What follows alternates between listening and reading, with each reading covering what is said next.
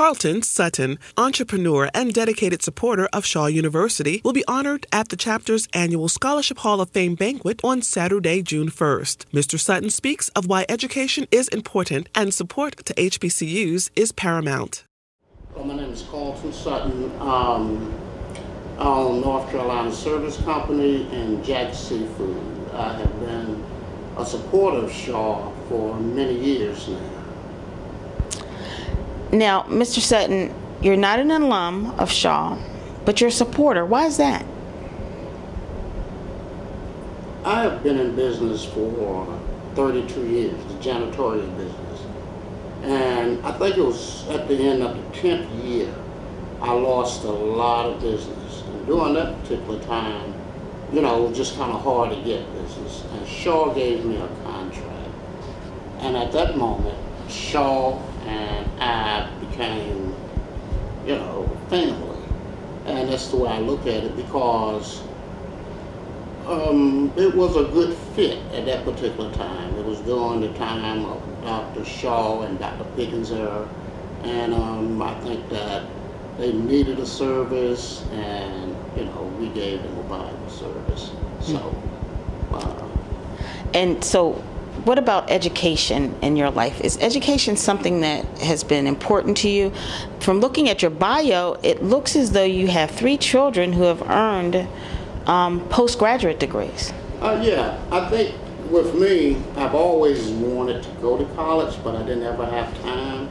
I know I tell people that, and they don't believe me, but I really did not have time. But early on, I'd always emphasized to my children as well as my wife the importance of education, because I recognized that early on, especially being in the janitorial business, because at a certain point you feel as if you're just locked in.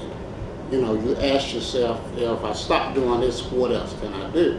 And then your options are very limited. So throughout all of my kids, you know, 2 things was emphasized: HBCUs and an education, as far as you can carry it. And so that was the emphasis. I mean, even with my wife, I just stayed on her to, you know, complete your education.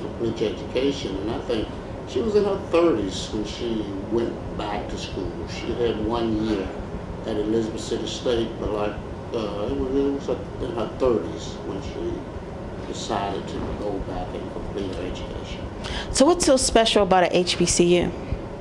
Well, I grew up in the 60s, and being African American, being black, is very special to me in a way, because I experienced racism. I lived in the 60s, and I understand the importance of, you know, black people connecting, having a common goal, the love that was once shared between us, the common bond to just grow and build together. And so this is not to say that I'm against anybody, but I am for the growth of black folks. And so how best do you think HBCUs can grow? I think that HBCUs can grow by continuously putting, I hate saying it, like putting out good product, educating the kids as best as possible. And hopefully in turn, the experience that they have at the HBCU, you know, they will like it so much or enjoy it so much and want to give something back to the school, along with just the experience that they have, being a good example to the community. I think that a lot of people, a lot of kids, even adults, they're just proud to say, well, I went to Shaw University. And with that statement, when you have other younger folks listening, eventually they're going to say, well, you know, maybe I'll give Shaw a try. You see.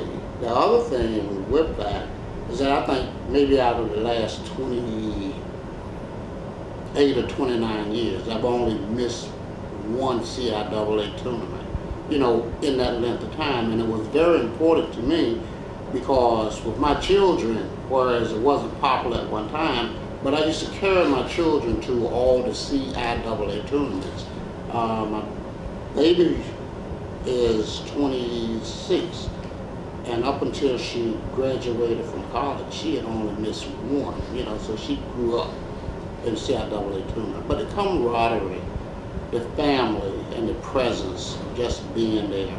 I think that's impacting enough because kids who have never been to a CIAA tournament, once they attend, you know, they feel as if they're missing something. The ones who go to, you know, the predominantly white schools, you know, they have never experienced anything like that.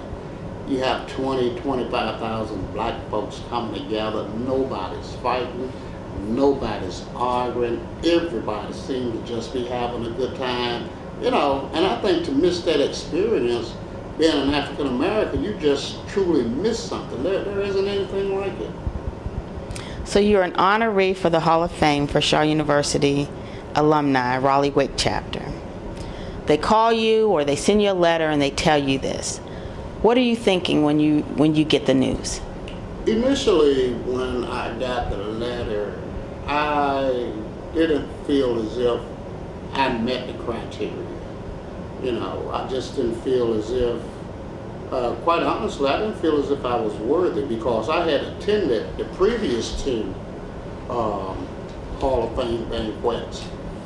And I just didn't feel as if I met the criteria. So when I initially got it, I just kind of dismissed it. I just put it aside. Because I said, they're not going to select me.